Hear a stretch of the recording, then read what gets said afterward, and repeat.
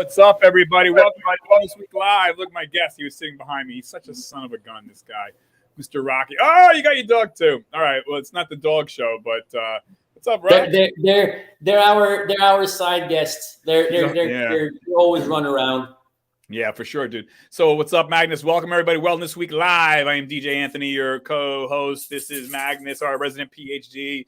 And so don't forget, hit the like, hit the subscribe, hit all that stuff. I'm crying already and getting all emotional. Oh, my God. It's a beautiful show. Okay. So, so today's topics are what 3 lessons have we learned in life in no random order. And it's random 3 lessons we learned in life. And what's a probiotic? What's a prebiotic? You hear probiotic, prebiotic. What the heck is the difference? This, that, the other thing. So we're going to get into that. Okay. So we were talking about how horrible. Anthony, how are you doing today? Good, bro. Good. Don't ask what this is. Okay. So I'm doing good, bro. We were just talking about how horrible Dallas Cowboys are. Awesome. Yeah. Screw the Dallas Cowboys. Boo.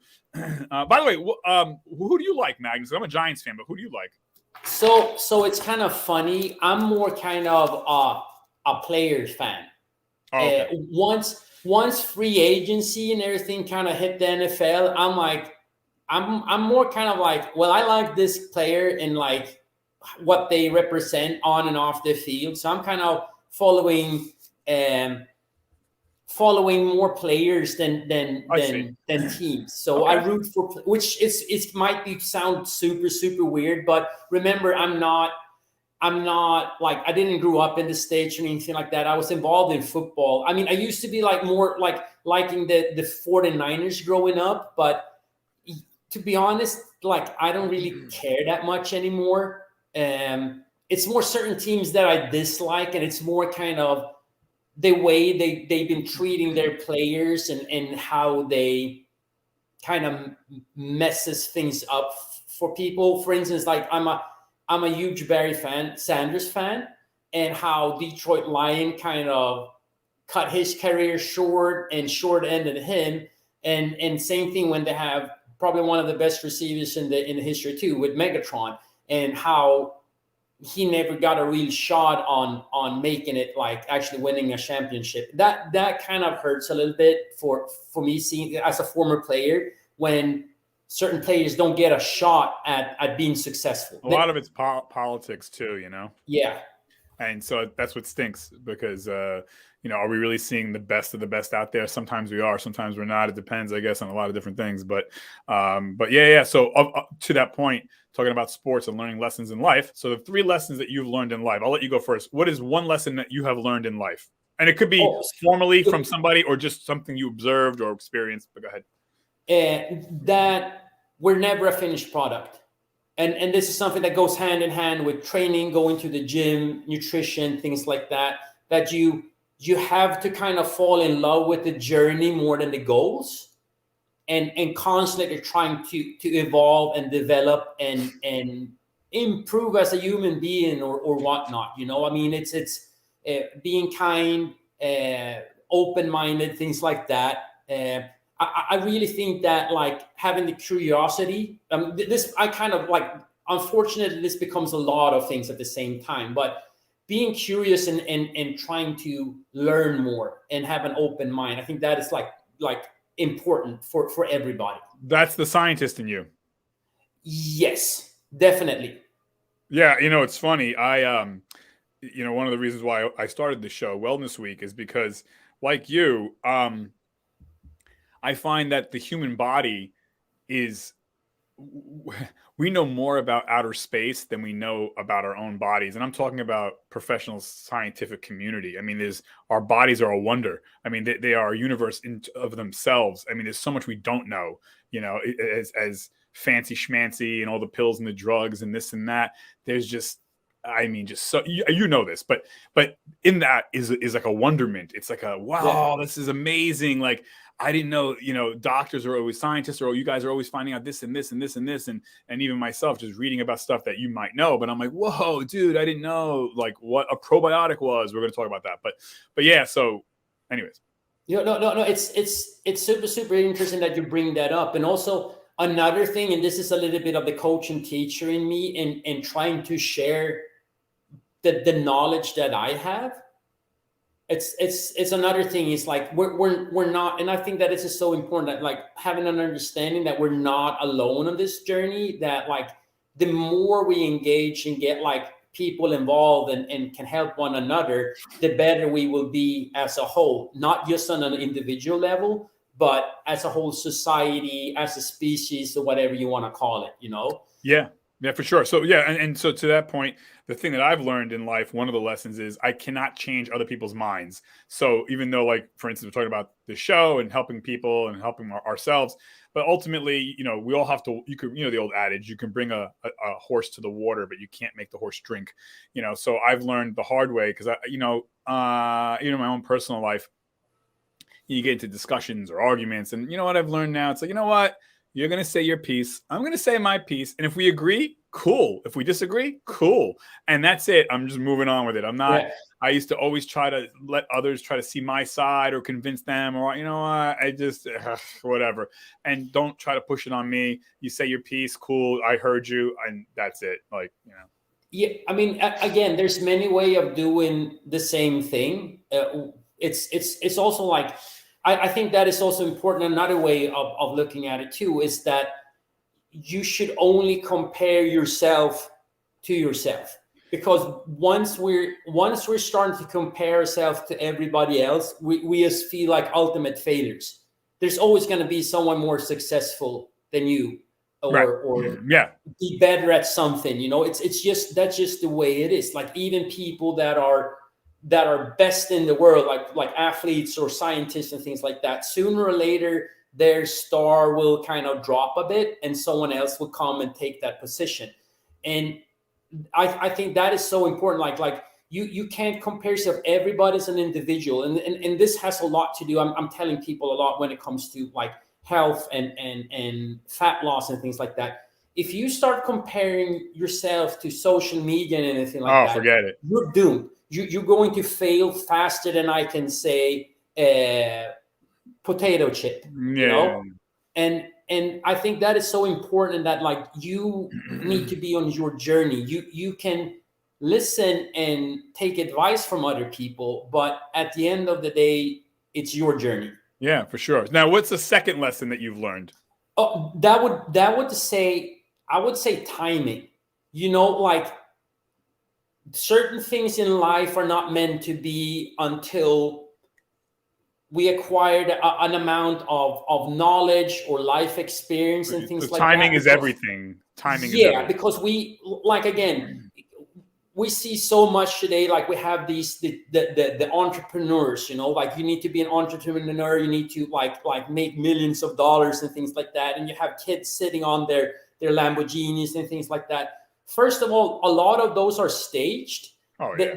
They don't have that car themselves, or they rent it or whatnot and do a Yeah. photo shoot on it and things like that. Certain people, of course, they have people that don't even allow to drive legally, have 10 Ferraris, and that's perfectly fine too. But most successful entrepreneurs are usually in their 40s when they actually start succeeding, because they have acquired enough life knowledge or information and actually can start like connecting the dots better. Yeah. Well, good. Yes, I think that is like, and sometimes like rushing away to college and spending your money or your parents' money for something that you really don't know if you're gonna use it, or like if it's something that you really want to work with when like 40, 50 years forward in life, maybe you're better off of actually maybe not go to college at this point in time, do something else, or go back to school later on in life. You know, when timing you know is better. everything in personal life, professional life. And to your point, that was my second lesson that I learned, is money does not mean success. Yes, we have to pay our bills. After that, money's not going to make you happier, and money's not going to make you a success. You know, on our deathbeds, we're not going to be like, oh, I wish I made an extra $10. Oh. We're not going to do that, you know. But on our deathbeds, we're going to think about family, friends, loved ones. That's what life's about. I get it. We got to pay bills. After that's done, success does not equate money. Now, you're free to think that. That's fine. Everyone to each his own, right? It's my opinion. Success is not money. It's a fool's errand. You're building a castle on sand. Don't get me wrong. Do what you love, and if money happens to come from that, cool. But Yeah. if again you're paying your bills after that, yeah, what? Like the 19th pair of shoes. I don't know if you notice, you're not being happier and happier every time you get another pair of shoes or another car or another whatever. So that was the second lesson. I think we talked about like this briefly off air, like last week, and like the difference between like a lot of like the US mindset and a lot of like different parts of the world. And here, like in the States, it has become a lot of like you live to work. It's hustle, hustle, hustle. You have to, I mean, if you need to be so busy, you need, I have 3 jobs. I'm doing this, I'm doing that. There's nothing wrong with having 3 jobs if you enjoy doing it. But just having 3 jobs to have 3 jobs, it's like, when are you going to spend the money that you earn anyway? I mean, and you see that like in Europe and in lots of other parts of the world, you kind of work to live. You have your work, but you also are very, like, you use your time wisely outside of work. Yeah, you can call us lazy, whatever you want, but it's also quality of life, like you 100%. were talking about. Yeah, like in America. Yeah, it is a marathon. I mean, like, yeah, if you want to sprint and be successful, like early on in life, you might have to pay a hefty price later on in life, because you neglect relationships, you neglect your health, you neglect so many things. You might burn a lot of bridges that people that could actually be lifelong friends, that you end up getting like having as enemies instead. So we get sold that on television, media, that right, the latest watch, the latest car, the latest vacation, that's what life's about. It's not, but it's hard even for us, I think, guys. I get suckered into that too. I'm like, man, I really want that Porsche, and maybe I'll get it, maybe I won't, but I have to like pull myself back and be like, okay, that's not what life's about. Like, just chill, dude. But all right, now what's the third lesson you've learned in your life? So like that, your health, sooner or later, it will be a priority.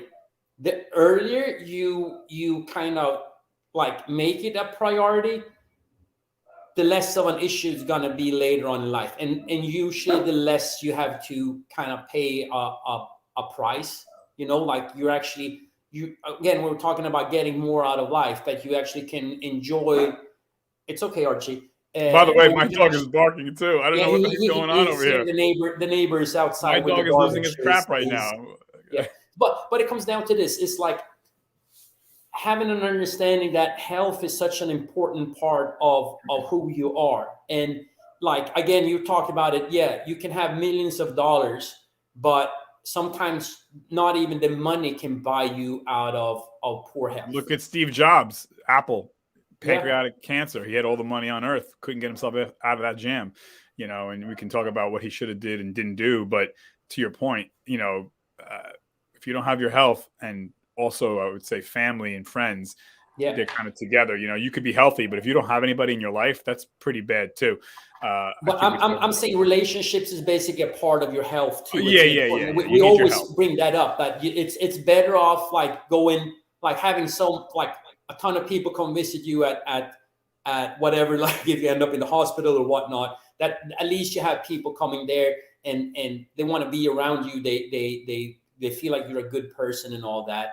And so I mean, and also like, it's not just your physical health. We come down to this, like it's emotional and mental too. I mean, and if you're thinking of more of if you're spiritual too, like the spiritual and soul is also important and baking into that too, And so don't neglect any of these. I mean, I think that to feel complete and better, like think of all the different aspects of health. We don't do that though as Americans.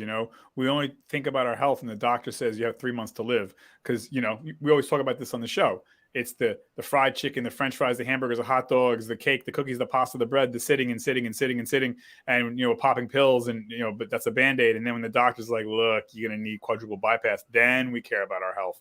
And to your point, we have to start thinking about our health now. Like it's yesterday. That's but we take it for granted that we wake up. Our bodies are amazing. They fight for us. As much crap as we put down our throats, our bodies are able to mitigate how we abuse ourselves. But but they can only do so much. Our body can only do so much. And to your point, we take our health for granted. And yeah. It's also about listening a little bit to your body and having like communicate with your body, because usually, like if you end up with a health issue, it's not like once you get the diagnosis, it's like, oh shit, yeah, my shoulder hurts. Your shoulder has probably been hurting for quite some time, and if you maybe had start doing something about it, maybe you did not have to have reconstructive surgery or anything like that. So whatever, I always advise people to start to get more in tune with their bodies and trying to really, really listen. And it's the same thing. And you and me, we're always talking about this, Anthony. There's nothing wrong about going and having a checkup, you know, like, especially when you start getting into like midlife as 40 is, like, we should start like really being a little bit more proactive when it comes to finding things out instead of being reactive. But us men are scared to hear something that we don't want to hear. So women are better than us at this, you know, but we're chicken, not all men, but most men are. We don't want to hear the doctor tell us something. So we ignore the shoulder pain. We ignore the belly pain, or our heart or chest hurts. Yeah, you know, which is just like, but yeah. And that's my other thing I learned. My third thing was time. We only have a finite amount of time on this earth. And, you know, I think as we get older, you start to go, if you're lucky enough, I say lucky loosely, but if you're lucky enough, you start to go to some funerals and you start to see, wow, this is going to end. Like, I'm going to be there too. You know, when you're young, you don't go to as many funerals, but the older you get, it's like, oh, I've been to that funeral and that funeral and that funeral. And it really drives home like, man, I only have a short period here. And it, you know, we all know it in theory, but when you go to a funeral, especially to someone close to you, it just punches you right in the face. Like, whoa, like this is. And you also feel like, I just wish I had one more, like I was able to spend that one more time to just talk to the person and say how much you love them, or what big of an influence they've been on you and things like that. Right. And that's why I think it's so important. Don't wait until you go to a person's funeral to say how good they were as a person, or how much you enjoy their time and things like that, or that you love them or anything like that. Just be honest and say that. There's nothing wrong of saying, hey, dude, like, thank you for being you. You're great support. I love you, whatnot, you know, and just like, especially guys too, stop being so macho. It's not macho. Being kind of kind and open and actually being in tune with your emotions and talking about it. And no one's saying you have to cry, but that is being manly.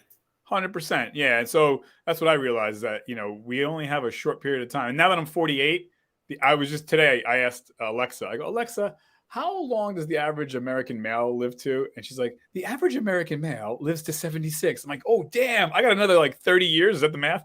Like 29 years. I'm like, damn, I only have 20. If I'm lucky, I might make it to 100, but I might make it to 65. I don't know. Yeah. The average is 76. So I'm just like, damn, and time is like, you know, so shoot. Yeah, and coming back to, like, let me reconnect that with with your health. It's like, we work our whole life, our adult life, to actually like retire, right? If we're lucky, and not being able to move around and do all the things that you've been like sacrificing your whole life, I'm gonna do this when I retire. I'm gonna travel. I'm gonna get a boat. I'm gonna sit out and fish all day. That's what I'm like. It hurts for me as like a nutrition coach and trainer. It's like, hey, if you just did a little bit of things, you would be able to be like kick ass when you're getting into your 60s, 70s, and 80s, you know, like move freely, like go out on parties and like go out on a boat, fly, whatever you want to do, you know. Do it soon, because you might not get tomorrow. And we all, I've been to many funerals where it's like, and we're not talking 90-year-old people. We're talking people in their teens, 20s, 30s, 40, you name it. And I'm sure you two have, you know, and it's just like, wow, we really do only have a sliver of time, you know, and that's why I've given up on trying to change people's minds on whatever it may be. You know, I'm just like, you know what, cool, you know what, still love you, and we disagree, and let's go have a coffee. Like, I don't, you know, it's just, life is too damn short. All right, now before we because we're coming down on time here. Probiotic, prebiotic. I'll let you do it, PhD. So we hear about this all the time. Yeah. You're the nutritionist. So prebiotic, probiotic. I am taking a prebiotic pill, probiotic, blah, blah, blah. Okay, so what is a probiotic? So a probiotic is actually the microorganism itself. So we're talking about, it could be different bacteria and things like that. Right. And bacteria is quite interesting because it could be the same strain. A strain is kind of the kind of it. Like it could be the same one, but depending on where it's at in the body, it could be good or it could be bad. So that's something to kind of understand too. Think about that, folks. You want certain bacteria to be on your skin, and you want certain bacteria to be in your gut and things like that. And the more of the so-called good bacteria you have, the better you are off like fighting the bad ones. You know, if you're getting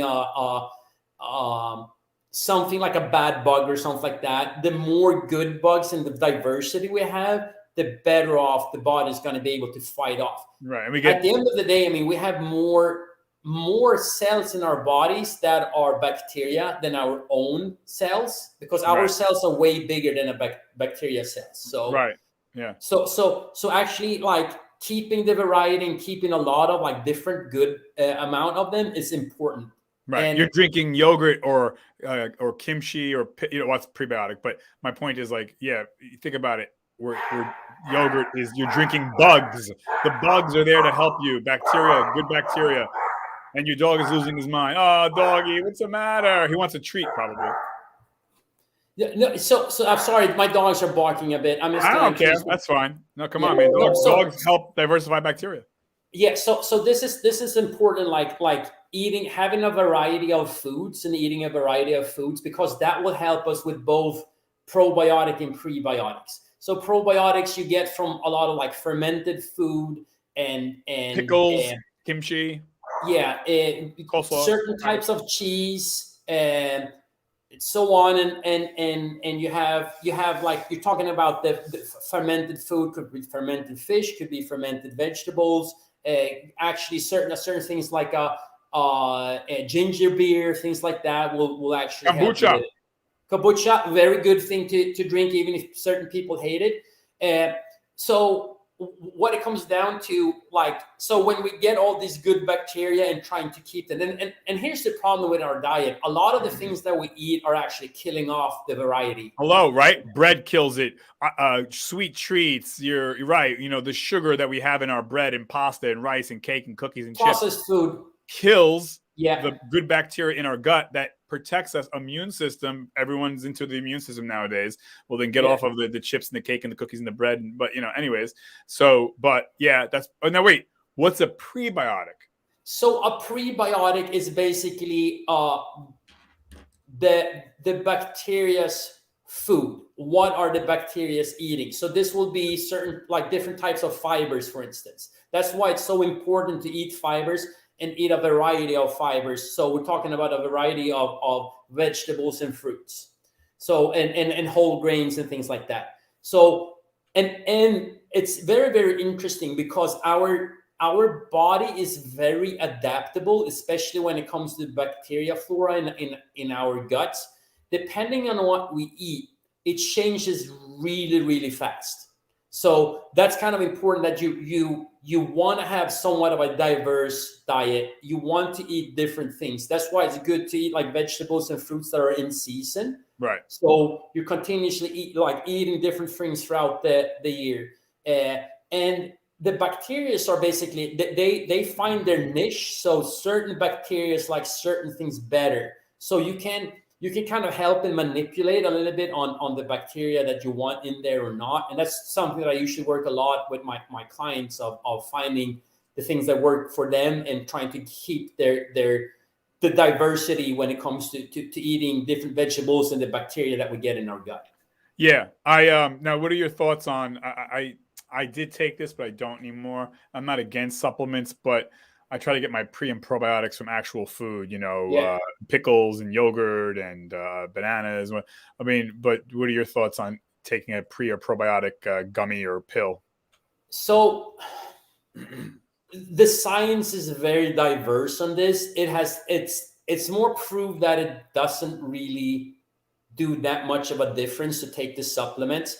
Of course, if you're having like, if you need help, like if you have digestive issues and things like that, you might want to be able to boost them a little bit and help out and actually get them in high dosage. What a lot of people do wrong is that they're not getting a prebiotic that is diverse enough. You want as many different bacteria strains as possible, and you also want a high like count of live bacteria, because if they're not live, it doesn't really matter. It's basically just a waste of time and money. I mean, they go straight through your body and doesn't help anything. Yeah, I've been eating a lot of kefir yogurt, which is a very abundant. It's like has 6 times as many different types of good bacteria probiotic in it. So I would advise, my opinion is that's probably better than eating yogurt because it has more bacterial strains. But yogurt's fine as long as there's no added sugar in it. But I think that's the other thing we forget.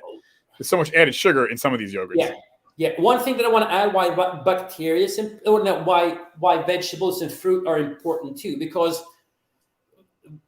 on the fruits and vegetables, they're also going to be bacteria that comes from the soil or from the air or whatever, and those are kind of important for us to get to. So that sometimes you want to look into the quality of the fruits and vegetables they're eating. So you're looking at maybe locally grown, organic, things like that. Maybe not wash them in like detergent and things like that, and you wash them with water and like physical, like maybe remove the skin, things like that, but you're still kind of getting those kind of like surface bacteria that is going to be on the food too. And we talked about that. People are scared of that. They think that, I'm going to die if I don't clean my food. Right, you're going to cook it regardless usually. But to your point, we talked about that before in the other shows, is that everyone's so into like, I got to spray and kill the bacteria, wipe the bacteria down. I'm like, dude, you're killing most of the good bacteria by wiping everything down. I'm not saying have like raw, cattle blood on your countertop. No, but I mean, to wipe why are you wiping and spraying? I mean, did something happen? No. I mean, like, you need the bacteria on your countertop, on your doorknob, on your, that's part of your immune system. Again, no one's saying don't wash your hands and proper hygiene, but I think we wipe down and spray way too much. We kill all the good bacteria around us. Yeah. Sorry. You need to find kind of the balance between things. And it comes down to like, with a lot of things in life, finding the right balance about certain things, and not like we, like humans as a species, would have been extinct for such a long time if we were not able to deal with these things. The problem is when we're using too much antibiotics and things like that some of the bad bacteria becomes resistant. So they're more dangerous than they were before. So that's one thing that, like, why it's important to, for instance, in certain environments, when we come to the food and health industry, that they clean the surfaces and they take care. But also those places are usually the worst places because of the exposure, the way the bacteria can mutate and become stronger and resistant against certain things. Right. So you don't want to spend too much time in a hospital either, because there's actually an increased risk of you catching these bad bacteria. Right. And we talked about how not using antibacterial soap for your hands, using regular soap. And you can go on the CDC's website. They say preferably regular non-antibacterial soap is the best way to wash your hands, because, again, antibacterial soap is like, what do you call it? It's like... what's that drug I'm thinking of? Oh shoot, I have Alzheimer's now. I'm losing my train of thought. It's like using chemotherapy for your hands. You're killing everything, and that's not good. So using regular soap is good, because just the lather alone will wash away, the bacteria on your hands, and then you'll keep good bacteria, because you're not essentially having that residue of the antibacterial soap that's killing everything on your hands for whatever hours. Therefore, you need the healthy bacteria on our hands. So just wash them with regular. I know you know this, but anyways, but that's but all right. So anything else you wanted to add, Magnus, before we wrap it up? Yeah, no, like if you're more interested in finding out more about what I'm doing, I have a Facebook group. I actually relaunched it. I got a new name on it now and everything like Okay, that. what But is I'm it? going to leave the link. It's the same link as before, and it's free. Just join in. Fun group of people trying to get better and help one another and support one another and achieve our health and goals, things like that. So. I'm gonna put it in the show notes or whatever we're gonna call it, so you can find it there. I would love to see you guys coming over and talk more shit with me.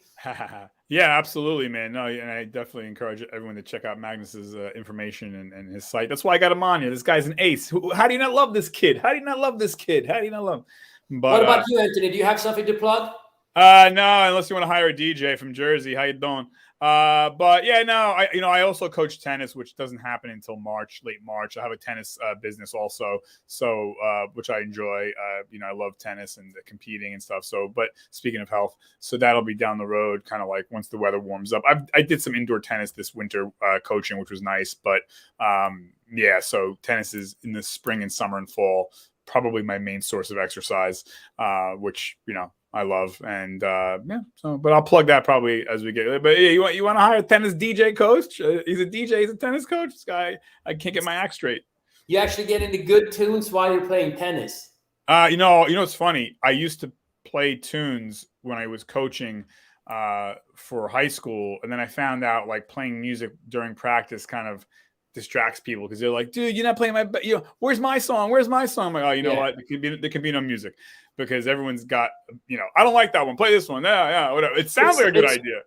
It's funny that you say that because like when I was younger and even like in coaching like environment, I had not a problem at all with blasting music like 100 times. But I noticed like you're saying the same thing. It's harder to come across and coach another person because they're listening to the music or they're getting distracted and things like that. So I'm more, and I myself have started more and more not having any music when I train once in a while to just kind of single in. Right. And sometimes I'm coaching 20 people at a time. So there's no way that I can play music because you're not going to please all 20 people. And then everyone's going to get distracted. So it's just like, I don't do the music thing, but I'm enough entertainment for everybody. So I'm just, but it's a lot. By the way, have you ever tried tennis or no? Or?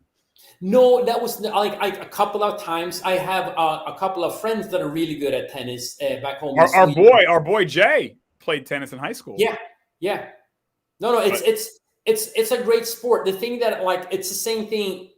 Like you still have to put some effort into it because I see a lot of like I always walk around like my tennis courts and I see a lot of people playing, and there's a lot of standing around and not doing anything, and then they think that they did we played tennis for an hour and a half. No, you basically stood around like 55 minutes and then you moved a little bit. Yeah, so those are not my games. Like be active and move around. Same thing with golf. That's why I always like, if you're able to actually walk instead of having your cart, like move around and get more like physical activity out of those sports. Yeah, well, tennis, if you actually play, like, it's a grueling sport. Dude, it's hard. But sitting around putting around, it's not going to be anything. Yeah. But, and also my tennis business, we have these new tennis machines. And Magnus, in a half hour, I would have you swing like a pro. The machines force you. They force you to hit it proper forehand. You can't mess this up. So they just invented these machines about 2 years ago. So we purchased a bunch of them, and it's been a godsend because like beginners or even experts, it makes your arm go a certain way. You can't. It's called Top Spin Pro and Eagle Eye, 2 different machines. But anyways, So I use those machines, and people are like, "Wow, it's amazing." But it's so interesting how much that technology is getting more and more involved in sports and technique and things like that. Because you're looking at it like, for instance, golf swings or tennis swings, or now they're doing a lot of like baseball pitchers and hitters and quarterbacks and things like that. How their arm movements are and like just like effective and like now they're also looking at like 3-dimensional like training when you have cameras around you and they see like body movement and where kind of your bottleneck is and try to improve that. So I think it's incredible just to see how quickly like new technology is getting into sports. Oh yeah, and it's been I know for tennis it's been great. So especially these two machines that came out. But yeah, man. So we got to eat right, but also stay active, and I'll plug my service down the line. So but yeah, man. So that's that. But I appreciate you as always, my man, for coming on, and thanks Awesome. everybody. Don't forget Really, hit the really like and good. subscribe, notification, tell a friend, Yes. yada yada yada. Join us. Yeah, Join our side, the dark side, the light side, whatever you want to call it. We're here. Join us. The light side of Luke. I'm your father. Right. All right, all you Trekkies. I'm sorry. I didn't mean to insult you, Trekkies. I'm sorry. Star Wars. Trekkies. All right, buddy. Good to see you. Thanks, everybody. All right, guys. Stay safe.